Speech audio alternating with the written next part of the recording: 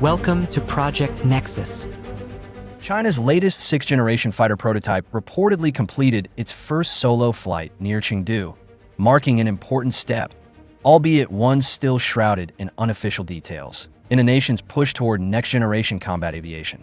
On December 2024, multiple aviation observers captured video of an unidentified tailless delta-wing jet climbing away from a local airfield with its landing gear stowed. If authentic, this flight indicates that the basic undercarriage hydraulics and structural attachments have passed initial validation. The aircraft's triangular planform, a nearly flat fuselage, and two distinct intake bumps atop the spine immediately caught analysts' attention. From these fleeting glimpses, aviation experts have inferred as many as 5 advanced features that could, if confirmed, place this design squarely in the sixth-generation category, though none of these attributes have been officially acknowledged by Chinese authorities. To begin with, the landing gear retraction itself is noteworthy. During those first minutes aloft, the landing gear folded into wells that appeared to match the fuselage contours without leaving large gaps.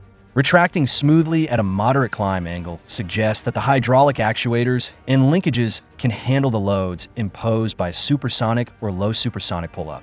That alone does not guarantee long-term reliability. Ground vibration tests and high-G dives will be needed to expose any latent weaknesses, but it does align with what one would expect before committing to higher speed envelope expansion.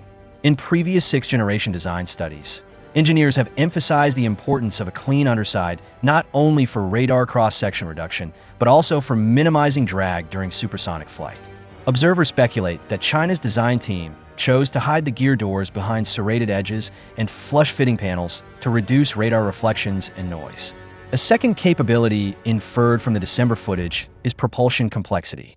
On takeoff, low-resolution clips show what appear to be 3 faint, sequential exhaust plumes lighting briefly as the aircraft accelerated. Some analysts suggest this implies a 3-engine arrangement, perhaps 2 ventral turbofans installed beneath the wings for low-altitude maneuvering, paired with a smaller dorsal engine dedicated to high-speed cruise. That dorsal power plant might be fed by those pair of diverterless supersonic inlets along the top of the fuselage. In theory, a dual-thrust concept could allow an initial burst from ventral turbines during takeoff, then hand off to the dorsal unit above Mach 1.2 or Mach 1.5, achieving limited supercruise without afterburner. However, no official specifications confirm the exact engine count or thrust ratings. If true, the benefit would be an ability to sustain supersonic speeds, perhaps around Mach 1.4 to Mach 1.6, without resorting to fuel-hungry afterburners, thereby extending range and reducing heat signature. That capability is currently limited to only a few operational fighters worldwide. Third, the J-36's stealth characteristics are arguably implied by its tailless layout and smooth fuselage lines. Without vertical tails or large external pods, the jet depends entirely on internal control surfaces, elevons, split flaps, and possibly ventral rudders to manage pitch and yaw. During the observed flight, the aircraft banked into level turn maneuvers at low altitude, presenting remarkably clean surfaces with minimal visible panel gaps. Aviation enthusiast footage suggests the presence of sawtooth-edged access panels and recessed sensor windows, techniques typically used to scatter incoming radar waves. Split flaps near each wing tip likely serve a dual role. At high speeds, they remain flush to preserve stealth, while at lower speeds, they deploy to provide additional lift during landing approaches or slow speed turns. Without vertical stabilizers, a sophisticated fly-by-wire system must be in place to maintain directional stability.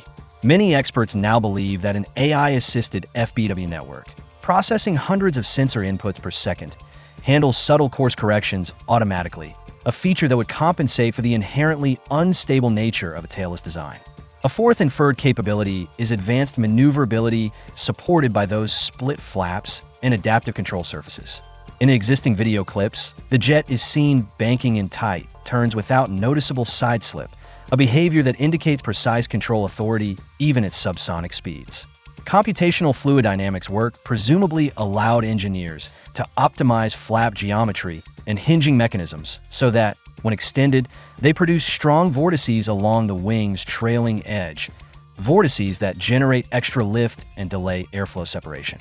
Those same CFD tools likely informed the design of the fuselage chins, sharp edges running from nose to wing roots, that guide airflow at high angles of attack, helping to maintain controllability during aggressive maneuvers. Observers note that such an arrangement would enable the J-36 to perform vertical breakout maneuvers or sudden yaw rolls without stalling, a vital requirement for dogfighting in contested airspace. A fifth capability, still hypothetical but widely anticipated by analysts, is network-centric integration and nascent AI co-pilot functions. Although no cockpit imagery has been released, the assumption is that an onboard sensor suite, combining an active electronically scanned array radar, infrared search and track sensors, and possibly a distributed aperture system, feeds data to an AI framework.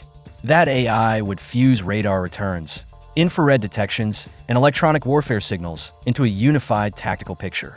If integrated properly, it could then present the pilot with simplified threat warnings, autopilot overrides, or even allow mission planners on the ground to share target coordinates in real time.